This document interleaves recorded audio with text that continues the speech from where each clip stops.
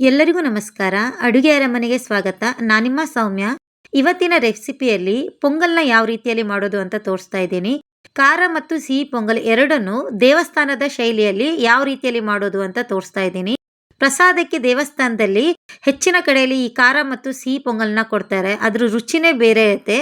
Same ಟೆಂಪಲ್ಗಳಲ್ಲಿ ಯಾವ ರೀತಿಯಲ್ಲಿ ಪ್ರಸಾದ ಮಾಡ್ತಾರೆ ಅದೇ ರೀತಿಯಲ್ಲಿ ಮನೆಯಲ್ಲೇ ಸಿಹಿ ಮತ್ತು ಖಾರ ಪೊಂಗಲ್ನ ಯಾವ ರೀತಿಯಲ್ಲಿ ಮಾಡೋದು ಅಂತ ತೋರಿಸ್ತಾ ಇದ್ದೀನಿ. ಹಾಗಾದ್ರೆ ಬನ್ನಿ ಹೇಗೆ ಮಾಡೋದು ಅಂತ ನೋಡ್ಕೊಳ್ಳಿ. ಒಂದು ಕಡಾಯಿನ ನಾನು ಬಿಸಿ ಮಾಡಿಕೊಂಡು ಅದಕ್ಕೆ 1 ಬೌಲ್ ಆಗೋಷ್ಟು ಅಕ್ಕಿನ ಹಾಕ್ಕೊತಾ ಇದ್ದೀನಿ. ನೀವು ಯಾವ ಅಕ್ಕಿನಾದರೂ ಯೂಸ್ ಮಾಡ್ಕೊಳ್ಬೋದು. ಅದಕ್ಕೆ 1 ಬೌಲ್ ಆಗೋಷ್ಟು ಹೆಸರು ಬೇಳೆನ ಹಾಕ್ಕೊತಾ ಇದ್ದೀನಿ. ನೀವು ಯಾವ ಬೌಲಲ್ಲಿ ಅಕ್ಕಿ ತಗೊತೀರಲ್ಲ ಅದೇ ಬೌಲಲ್ಲಿ 1 ಬೌಲ್ ಆಗೋಷ್ಟು ಬೇಳೆನ ತಗೊಳ್ಳಿ. 1:1 ಇರಲಿ. ಇದನ್ನ ಸಣ್ಣ ಉರಿಯಲ್ಲೇ ನೀವು ಒಂದು 2ರಿಂದ 3 ನಿಮಿಷ ಹುರ್ಕೊಳ್ಬೇಕು. ಕಂಪ್ಲೀಟಾಗಿ ಅದು ಕಲರ್ ಚೇಂಜ್ ಆಗೋದು ಬೇಡ. ಅಕ್ಕಿ ಸ್ವಲ್ಪ ದಪ್ಪ ಆಗಬೇಕು ಮತ್ತೆ ಬೇಳೆ ಕಲರ್ ಲೈಟಾಗಿ ಚೇಂಜ್ ಆಗೋಷ್ಟು ನೀವು ಅದನ್ನ ಫ್ರೈ ಮಾಡ್ಕೊಂಡ್ರೆ ಸಾಕಾಗತ್ತೆ. ಇದೆಲ್ಲ ಫ್ರೈ ಆದಮೇಲೆ ಚೆನ್ನಾಗಿ ಅದನ್ನ ಒಂದು 2-3 ಸತಿ ವಾಶ್ ಮಾಡಿಕೊಂಡು ಒಂದು ಕುಕ್ಕರ್ನ ಇಟ್ಕೊಂಡು ಅದಕ್ಕೆ ಹಾಕ್ಕೊಳ್ಳಿ. ತುಂಬ ಜನ ಡೈರೆಕ್ಟಾಗಿ ಅಕ್ಕಿ ಮತ್ತೆ ಬೇಳೆನ ಬೇಯಿಸ್ಕೊಂಡು ಬಿಡ್ತಾರೆ. ಬಟ್ ನೀವು ಈ ಥರ ಫ್ರೈ ಮಾಡಿ ಮಾಡೋದ್ರಿಂದ ಪೊಂಗಲ್ ತುಂಬಾನೇ ರುಚಿಯಾಗಿರುತ್ತೆ. ಮತ್ತೆ ನೀವು ಯಾವ ಹದಕ್ಕೆ ಮಾಡಿರ್ತೀರಾ ಸಂಜೆ ತನಕ ಅದೇ ಹದದಲ್ಲಿರುತ್ತೆ. ಸ್ವಲ್ಪನೂ ಪೊಂಗಲ್ ಗಟ್ಟಿ ಆಗೋದಿಲ್ಲ. ಇದಕ್ಕೀಗ ನಾನು 3 ಬೌಲ್ ಆಗೋಷ್ಟು ನೀರನ್ನ ಹಾಕ್ಕೊಂತೀನಿ. 1 ಬೌಲ್ ಅಕ್ಕಿಗೆ 3 ಬೌಲ್ ಆಗೋಷ್ಟು ನೀರು, 1 ಬೌಲ್ ಆಗೋಷ್ಟು ಹಾಲನ್ನ ಹಾಕ್ಕೊಂತಾ ಇದ್ದೀನಿ. ನೀವು ಹಾಲು ಹಾಕೋದ್ರಿಂದ ಪೊಂಗಲ್ ರುಚಿ ಡಬಲ್ ಆಗುತ್ತೆ. ನೀವು ಹಾಲನ್ನ ಮಿಸ್ ಮಾಡ್ಕೊಳ್ಬಿಡಿ. ಟೋಟಲಿ ನಾನು 4 ಬೌಲ್ ಆಗೋಷ್ಟು ಹಾಕ್ಕೊಂಡಿದ್ದೀನಿ. 3 ಬೌಲ್ ನೀರಿಗೆ 1 ಬೌಲು ಹಾಲನ್ನ ಹಾಕ್ಕೊಂಡು ಇದನ್ನ ಲಿಡ್ನ ಕ್ಲೋಸ್ ಮಾಡಿ 4 ವಿಸಿಲ್ನ ಮಾಡ್ಕೊಳ್ಳಿ. ನೀವು ಅದನ್ನ ಓಪನ್ ಆಗಿ ಬೇಕಾದರೂ ಬೇಯಿಸ್ಕೊಳ್ಬೋದು. ಇಲ್ಲ ನಮ್ಮ ಕುಕ್ಕರಲ್ಲಿ ಇಷ್ಟ ಆಗಲ್ಲ, ನಾವು ಓಪನ್ ಆಗಿ ಯಾವ್ದಾದ್ರು ತಪ್ಪಲೆಯಲ್ಲಿ ಬೇಯಿಸ್ಕೊಂತೀನಿ ಅಂದ್ರೆ ಆ ಥರನೂ ಮಾಡ್ಕೊಳ್ಬೋದು. ಇಲ್ಲ ನೀವು ಕುಕ್ಕರ್ನಿಗೆ ಹಾಕೊಂಡು ಮಾಡ್ಕೊಂಡ್ರೆ ಸ್ವಲ್ಪ ಬೇಗ ಆಗುತ್ತೆ. ನೋಡಿ 4 ವಿಸಿಲ್ ಆಗಿದೆ. ಕರೆಕ್ಟಾಗಿ ಬೇಳೆ ಮತ್ತು ಅಕ್ಕಿ ಎಲ್ಲ ಬೆಂದಿದೆ. ಇದನ್ನು ನಾನೀಗ 2 ಭಾಗಗಳನ್ನಾಗಿ ಮಾಡ್ಕೊತೀನಿ. ಅರ್ಧ ಖಾರ ಪೊಂಗಲಿಗೆ, ಅರ್ಧ ಸಿಹಿ ಪೊಂಗಲಿಗೆ 2 ಸಮ ಭಾಗಗಳನ್ನು ಮಾಡ್ಕೊಂಡಿದ್ದೀನಿ.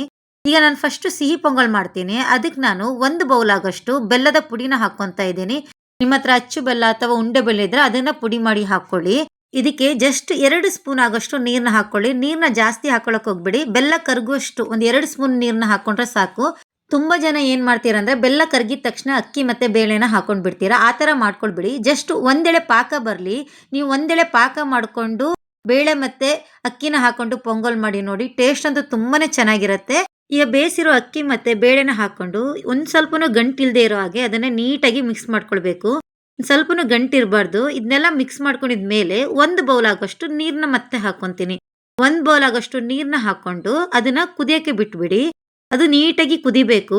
ಇವಾಗ ನಾನು ಅದಕ್ಕೆ ಸ್ವಲ್ಪ ಅಂದ್ರೆ ಒಂದು 2 ಟೇಬಲ್ ಸ್ಪೂನ್ ಆಗೋಷ್ಟು ಕಾಯಿ ತುರಿನ ಹಾಕ್ಕೊಂತಾ ಇದ್ದೀನಿ. ನೀವು ಹಸಿ ಕಾಯಿ ತುರಿನಾದ್ರೂ ಹಾಕ್ಬೋದು ಅಥವಾ ಒಣ ಕೊಬ್ಬರಿನ ಈ ರೀತಿಯಲ್ಲಿ ತುರ್ದು ಹಾಕೊಂಡ್ರು ಪರವಾಗಿಲ್ಲ. ಅದಕ್ಕೆ ನಾನೀಗ ಒಂದು 2ರಿಂದ 3 ಸ್ಪೂನ್ ಆಗೋಷ್ಟು ತುಪ್ಪನ ಹಾಕ್ಕೊಂತಿದ್ದೀನಿ. ನೀವು ಸಿಹಿ ಪೊಂಗಲಿಗೆ ಎಷ್ಟು ತುಪ್ಪ ಹಾಕ್ತೀರಾ ಅಷ್ಟು ರುಚಿ ಚೆನ್ನಾಗಿರುತ್ತೆ.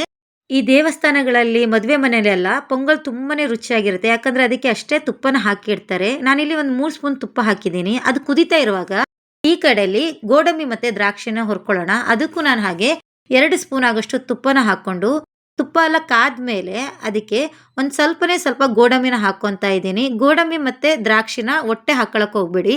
ಗೋಡಂಬಿ ಸ್ವಲ್ಪ ಫ್ರೈ ಆದ್ಮೇಲೆ ದ್ರಾಕ್ಷಿ ಹಾಕಿ. ಇಲ್ಲಾಂದ್ರೆ ದ್ರಾಕ್ಷಿ ಕಂಪ್ಲೀಟ್ ಆಗಿ ಸೀದ್ ಹೋಗುತ್ತೆ.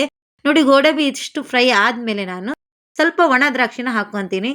ಇಲ್ಲ ನಿಮ್ಗೆ ಬಾದಾಮಿನೂ ಇಷ್ಟ ಆಗತ್ತೆ ಅಂದ್ರೆ ನಿಮ್ಗೆ ಯಾವ ಡ್ರೈ ನಟ್ಸ್ ಬೇಕು ಅದನ್ನು ಹಾಕೊಂಡು ನೀವು ಫ್ರೈ ಮಾಡ್ಕೊಳ್ಬೋದು. ನೋಡಿ ಇದನ್ನೆಲ್ಲ ನೀಟಾಗಿ ಫ್ರೈ ಮಾಡ್ಕೊಂಡಿದ್ದೀನಿ.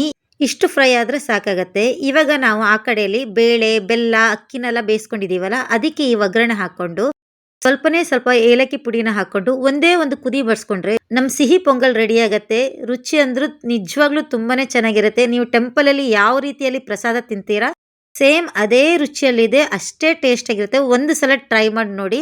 ಹಾಗಾದ್ರೆ ಬನ್ನಿ ಇವಾಗ ಖಾರ ಪೊಂಗಲ್ನ ಯಾವ ರೀತಿಯಲ್ಲಿ ಮಾಡೋದು ಅಂತ ನೋಡ್ಕೊಳ್ಳಿ. ಬೇಳೆ ಮತ್ತು ಅಕ್ಕಿನ ಏನು ಬೇಯಿಸಿ ಇಟ್ಕೊಂಡಿದ್ದೀವಲ್ಲ ಅದನ್ನು ಒಂದು ಕಡೆಗೆ ಹಾಕ್ಕೊಂಡು 2 ಲೋಟದಾಗೋಷ್ಟು ನೀರನ್ನ ಹಾಕ್ಕೊಳ್ಬೇಕು. ನಾವು ಸಿಹಿ ಪೊಂಗಲಿಗೆ ಒಂದೇ ಒಂದು ಲೋಟ ನೀರನ್ನ ಹಾಕ್ಕೊಂಡಿದ್ದೀವಿ. ಬಟ್ ಖಾರ ಪೊಂಗಲಿಗೆ 2 ಲೋಟ ನೀರನ್ನ ಹಾಕ್ಕೊಂಡು ಅದಕ್ಕೆ ಸ್ವಲ್ಪ ಉಪ್ಪನ್ನ ಹಾಕ್ಕೊಳ್ಬೇಕು. ನಿಮ್ಮ ರುಚಿಗೆ ಎಷ್ಟು ಉಪ್ಪು ಬೇಕು ನೋಡಿಕೊಂಡು ನೀವು ಉಪ್ಪನ್ನ ಹಾಕ್ಕೊಳ್ಳಿ. ಹಾಗೆ ಕಲ್ಲರಿಗೆ ಒಂದು ಅರ್ಧ ಅಥವಾ 1/4 ಸ್ಪೂನ್ ಆಗೋಷ್ಟು ನೀವು ಅರಿಶಿನ ಪುಡಿನ ಹಾಕ್ಕೊಳ್ಳಿ. ನೀವು ಅರಿಶಿನ ಪುಡಿ ಹಾಕೋದ್ರಿಂದ ಪೊಂಗಲ್ ಕಲರ್ ತುಂಬಾನೇ ಚೆನ್ನಾಗಿ ಬರುತ್ತೆ. ಇದನ್ನೆಲ್ಲ ಹಾಕ್ಕೊಂಡು ನೀಟಾಗಿ ಒಂದು ಮಿಕ್ಸ್ ಮಾಡಿಕೊಂಡು ಒಂದು 5 ನಿಮಿಷ ಅದನ್ನು ಒಂದು ಸೈಡಲ್ಲಿ ಕುದಿಯಕ್ಕೆ ಬಿಟ್ಬಿಡಿ. ಅದು ಕುದೀತಾ ಇರುವಾಗ ನಾವು ಈ ಕಡೆ ಒಗ್ಗರಣೆಗೆ ರೆಡಿ ಮಾಡ್ಕೊಳ್ಳೋಣ.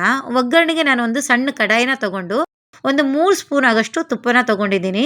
3 ಸ್ಪೂನ್ ತುಪ್ಪ ಕಂಪ್ಲೀಟಾಗಿ ಮೆಲ್ಟ್ ಆದಮೇಲೆ ಅದಕ್ಕೆ ಒಗ್ಗರಣೆಗೆ ಒಂದು ಸ್ವಲ್ಪ ಸಾಸಿವೆನ ಹಾಕ್ಕೊತಾ ಇದ್ದೀನಿ. ಸಾಸಿವೆ ಎಲ್ಲ ಸಿಡಿದ ಮೇಲೆ ಒಂದು ಸ್ವಲ್ಪ ಜೀರಿಗೆನ ಹಾಕ್ಕೊಳ್ಳಿ.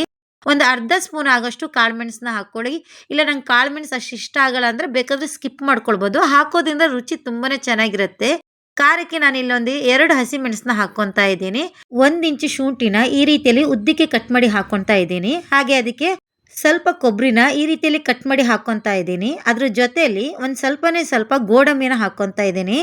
ಕರ್ಬೇವಿನ ಸೊಪ್ಪು ಇಲ್ಲಾಂದ್ರೆ ಒಗ್ಗರಣೆನೇ ಕಂಪ್ಲೀಟ್ ಆಗಲ್ಲ. ಹಾಗಾಗಿ ಸ್ವಲ್ಪ ಕರ್ಬೇವಿನ ಸೊಪ್ಪನ್ನ ಹಾಕ್ಕೊತಾ ಇದ್ದೀನಿ. ಇದ್ರ ಜೊತೆಯಲ್ಲಿ ಒಂದು ಅರ್ಧ ಸ್ಪೂನ್ ಆಗೋಷ್ಟು ಇಂಗ್ನ ಹಾಕ್ಕೊತಾ ಇದ್ದೀನಿ.